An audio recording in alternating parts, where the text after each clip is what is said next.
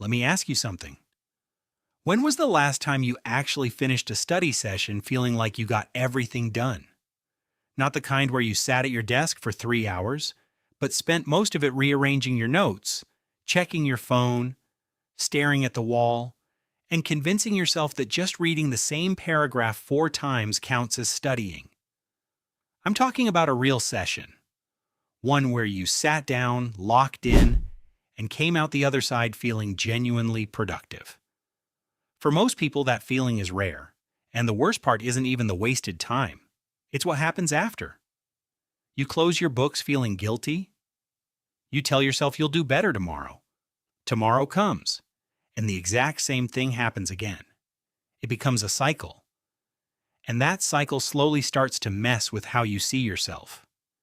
You start thinking maybe you're just not a disciplined person. Maybe you're just not built for this. Maybe everyone else has figured out something you haven't. I want to stop you right there. Because that story you're telling yourself is wrong. The problem was never you. The problem was that nobody ever actually taught you how to study. They just told you to sit down and do it. And when that didn't work, they called it laziness. Today that changes. What I'm going to share with you in this video isn't theory pulled from a textbook. These are the actual shifts that turn a frustrating, unfocused study session into something that feels almost effortless. And I say almost because focus will always require some effort. But there's a massive difference between pushing a boulder uphill and pushing it on flat ground. Right now, most people are pushing uphill without even knowing it. By the end of this video, you'll understand exactly why and exactly how to fix it. We're going to go through 7 things. Each one builds on the last. And I promise you, even if you just apply 2 or 3 of these tonight, you will feel a difference immediately. The first thing I need you to understand is that your brain is not broken. It is actually doing exactly what it was designed to do.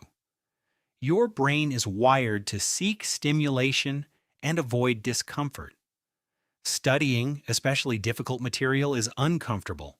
Your phone, social media, YouTube, these things are engineered by entire teams of people whose only job is to be more stimulating than whatever you're currently doing. You are not weak for getting distracted. You are human. But here's the thing. You can stop fighting your own brain and start designing around it instead. Your environment is either making focus easy or making it nearly impossible. Most people study in the worst possible conditions. Phone on the desk, notifications on, browser open with 15 tabs, a messy workspace, background TV noise. Every single one of those things is a trigger that pulls your attention away. And attention, once pulled, takes an average of 20 minutes to fully return to deep focus. So every distraction doesn't cost you 10 seconds. It costs you 20 minutes. The fix is simple, but it requires you to actually do it. Phone goes in another room before you sit down. Not face down, not on silent, another room. Close every browser tab except what you need. If you have a dedicated study space, use only that space for studying so your brain starts to associate it with work. Clean your desk before each session. A cluttered space creates a cluttered mind. And that's not just a nice quote.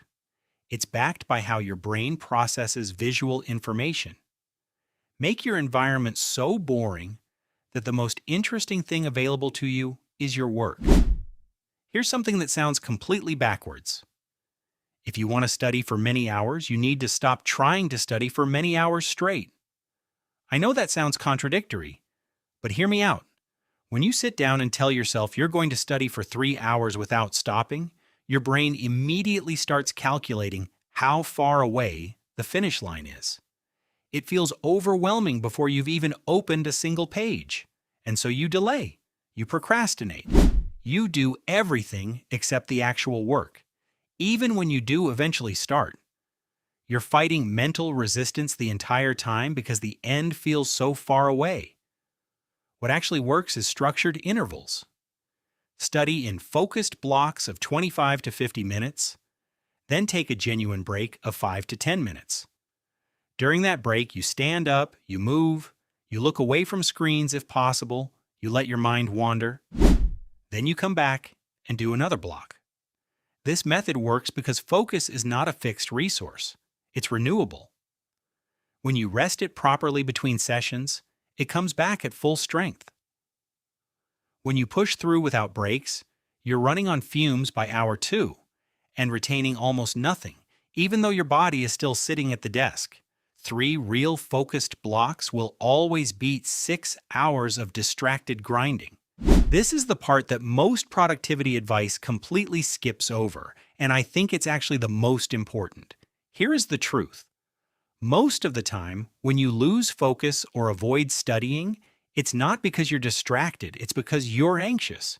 And anxiety is invisible, which makes it sneaky. Think about it. You open your notes, and somewhere underneath the surface, there's this quiet dread. Maybe you're behind and you don't want to face exactly how behind you are. Maybe you don't fully understand the last chapter and moving forward feels pointless. Maybe you studied hard for the last exam and still didn't do well, and part of you doesn't want to invest that effort again, only to be disappointed. So instead of facing that discomfort, your brain offers you an exit, a scroll, a snack, a completely unrelated thought that somehow leads to you reorganizing your bookshelf at 11 at night. The fix is not to push harder through the resistance. The fix is to name what you're actually feeling before you sit down. Literally say it out loud or write it in your notes. I'm avoiding this because I'm overwhelmed and don't know where to start. I'm scared to look at my progress because I think it'll be worse than I expect. The moment you name it, it loses a significant amount of its power over you. You go from being ruled by a feeling you can't identify to consciously choosing how to respond to one you can see clearly. That shift alone can completely change how a study session begins. Let me ask you how you usually start a study session. If your answer sounds anything like, I'm going to study chemistry tonight, or I need to work on my assignments, that's your problem right there. Those are not goals, those are categories. And your brain cannot get motivated by a category. Specific goals create focus. Vague goals create procrastination. Before you sit down for any session, write down exactly what you want to finish. Not a wish list, a realistic, specific, completable list. Read pages 40 to 60 of Chapter 3 and summarize the key points. Solve 10 practice problems from the last unit. Rewrite my notes on the cardiovascular system in my own words. When your brain knows precisely what the finish line looks like, it stops wasting energy figuring out where to begin and starts actually moving toward the goal. And here's the part that makes this even more powerful. When you finish each item, physically cross it off, that action triggers a small dopamine release in your brain. It feels good. And that feeling of progress motivates you to keep going into the next task. Small wins build momentum. Momentum sustains long sessions in a way that willpower alone never will. You would never watch a professional athlete walk straight from the locker room onto the field and immediately perform at their peak. They warm up. They prepare their body and mind for what's coming. Yet most people go from watching videos or scrolling social media directly into trying to study at full focus and then wonder why the first 30 minutes feel like pulling teeth. Your brain needs a transition, a signal, something that tells it, clearly and consistently, that focus time is starting. Build a simple pre-study ritual that takes about 5 minutes and do it the same way every time. It could be making a cup of tea or coffee, putting on a specific playlist you only use for studying, clearing your desk, writing your task list for the session, and taking 3 slow, deep breaths before you open your first page. It sounds almost too simple to matter. But what happens over time is that your brain starts to recognize that sequence as the signal that focus is coming. After a few weeks, starting that ritual automatically begins to shift your mental state. You stop having to force yourself into focus. The habit pulls you there. Here's a hard truth. Rereading your notes is one of the least effective ways to actually learn something. It feels productive because your eyes are moving across familiar information and your brain is recognizing it. But recognition is not the same as understanding. And recognition is definitely not the same as being able to recall something on an exam. Active recall means closing your notes and trying to remember what you just studied from scratch. After reading a section, close the book and write down everything you can remember without looking.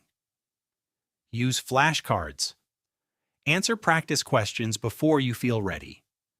Teach the concept out loud to an imaginary person. These methods feel harder because they are harder. But that difficulty is exactly what creates strong, lasting memory. The struggle of trying to retrieve information is what burns it into your long-term memory in a way that passive rereading never will. If you switch from rereading to active recall, you can cut your study time significantly while actually retaining more. You'll go into exams feeling genuinely prepared instead of vaguely familiar with the material. Some days you will do everything right. You'll set up your environment, you'll have your task list, you'll start your ritual, and you'll still feel completely foggy, unmotivated, and mentally empty. And that's not failure. That's just being human. Your energy levels fluctuate. Life gets heavy sometimes, sleep gets disrupted. Stress from other areas bleeds into your study time. On those days, do not cancel the session entirely. Instead, lower the bar radically. Instead of 2 hours, do 20 minutes.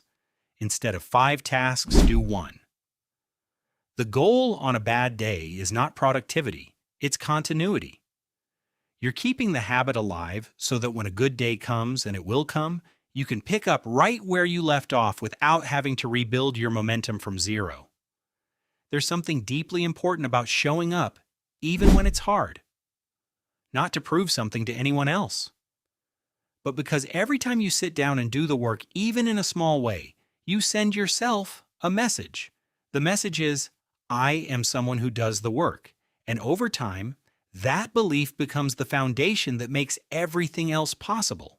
Let me bring this all together. Fix your environment so that it stops working against you. Study in focused blocks with real breaks so your attention stays sharp.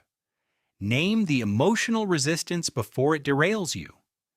Set specific, completable goals for every session. Build a pre-study ritual that signals your brain to shift gears. Replace passive rereading with active recall, and on the hard days, show up small rather than not at all. None of this requires you to become a different person overnight. It just requires you to make slightly smarter choices than you made yesterday. And the beautiful thing about these habits is that they compound. Each good session makes the next one a little easier. Each week you push through makes the next week feel more natural. Start tonight, right after this video ends. Pick one thing from this list, just one. Set up your space, write 3 specific tasks, put your phone in another room, and sit down for 25 minutes. That's it. That is the entire assignment. Because the gap between the person you are now and the person who can study with real, deep, sustained focus is not as wide as it feels. It's just a series of small decisions made consistently over time. And you can start making those decisions right now.